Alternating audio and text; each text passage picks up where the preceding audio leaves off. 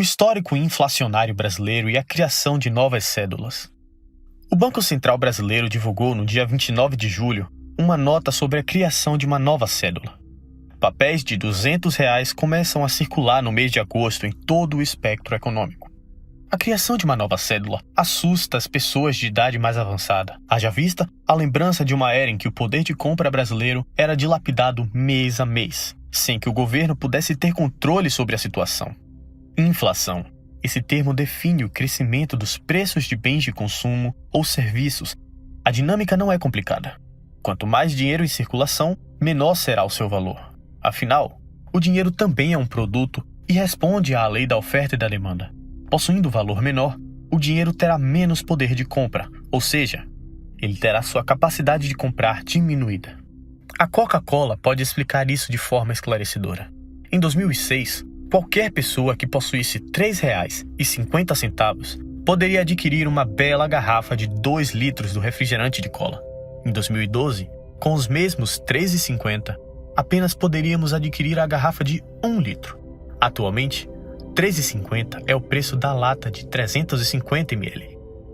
Ao longo de 8 anos, o poder de compra do real se deteriorou o suficiente para que 2 litros de Coca-Cola virassem apenas 350 mililitros. Tudo isso com R$ 3,50, não durante os anos 80 e 90. As coisas eram muito piores. Com a intenção de sanar a gigantesca dívida pública, antes da redemocratização, o governo brasileiro emitiu moeda para monetizar papéis de dívida. Isso gerou uma incontrolável inflação.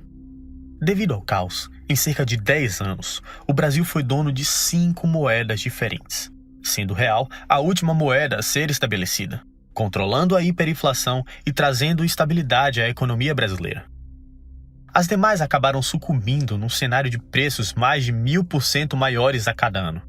O cruzeiro, a moeda corrente da década de 70, havia inflacionado de tal forma que foram emitidas cédulas de até 100 mil cruzeiros.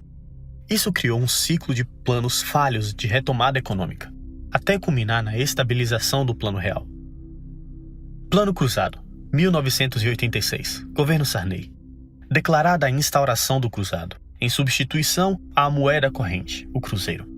Além da estipulação da nova moeda, foi estipulada a fixação da taxa de câmbio e o primeiro congelamento de preços do país democratizado. O objetivo era transmitir credibilidade aos agentes econômicos e amenizar o terror da inflação na mente da população. A moeda nova cortou 3 zeros da moeda passada, ou seja, o que eram 100 mil cruzeiros passava a ser 100 cruzados. Isso resolveu o problema por cerca de 8 meses. No início de 1987, a economia brasileira sentia, novamente, as nuances da crise inflacionária. Além disso, o congelamento de preços esvaziou as prateleiras do comércio nacional, já enfraquecido pela política de câmbio fixo. Plano Bresser, 1987. Governo Sarney. Estabelecida mais uma política de congelamento de preços. Dessa vez, o plano passaria por um congelamento absoluto nos primeiros 3 meses, flexibilizando posteriormente. O câmbio foi desafixado. As taxas de juros foram aumentadas, contraindo a economia a fim de eliminar a grande inflação. Não deu certo. Após a fase de fixação, o desequilíbrio nos preços voltou a ocorrer. A inflação corroeu mais de 3.000% do poder de compra do cruzado entre 1987 e 1989. Em um período de pouco mais de 1 ano, 4 novas cédulas foram criadas. 500 cruzados, 1.000 cruzados e 5.000 cruzados, indicando a incontrolável inflação. O plano foi completamente falho. Plano Verão, Governo Sarney, 1989. Gerido pelo então ministro da Fazenda, Maílson da Nóbrega, o plano instaurava o Cruzado Novo, tentando apagar o passado inflacionário do cruzado, cortando novamente 3 zeros das cédulas em janeiro de 1989. Porém, a moeda voltou a inflacionar. Ademais, mais moeda foi injetada na economia. Em especial, mais cédulas foram criadas. 50, 100, 200 e 500 cruzados novos. A inflação continuava a assolar a economia brasileira mesmo após 3 planos econômicos. Plano Collor, 1990. Governo Collor.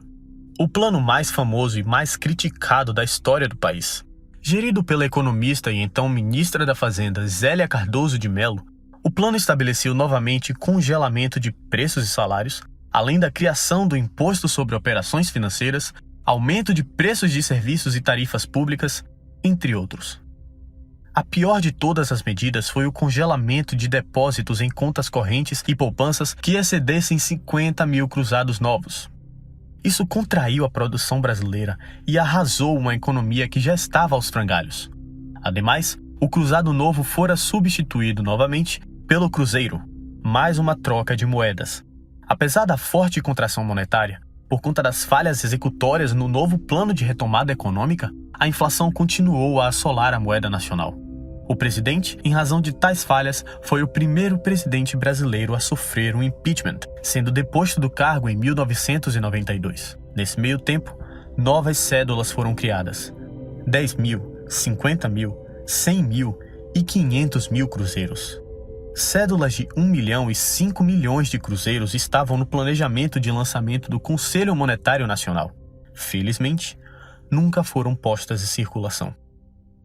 O país ainda sofreu mais uma troca de moeda durante o governo de Itamar Franco, vice-presidente do Fernando Collor, que assumiu a presidência em razão de seu impedimento. O Cruzeiro Real foi designado em 1993, cortando, novamente, 3 zeros da moeda anterior.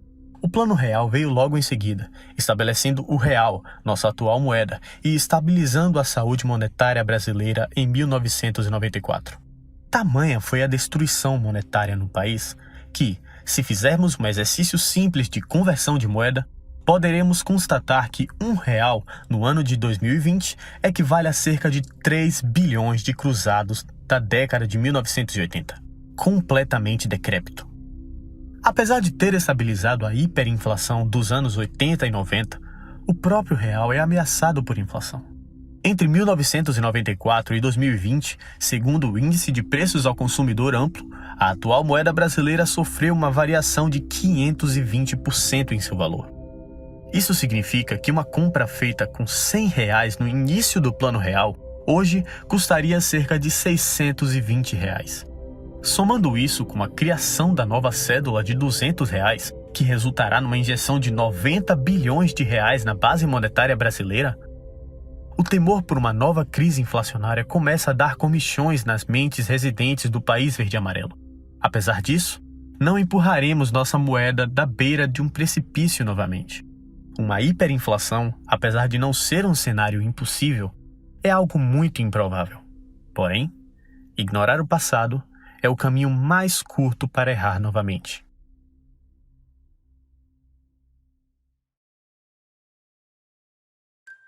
Se você gostou desse vídeo, peço que se inscreva no canal e compartilhe com seus amigos. Este canal é uma iniciativa de Luiz Henrique Lins, juntamente ao grupo Top and Down. Muito obrigado e até a próxima.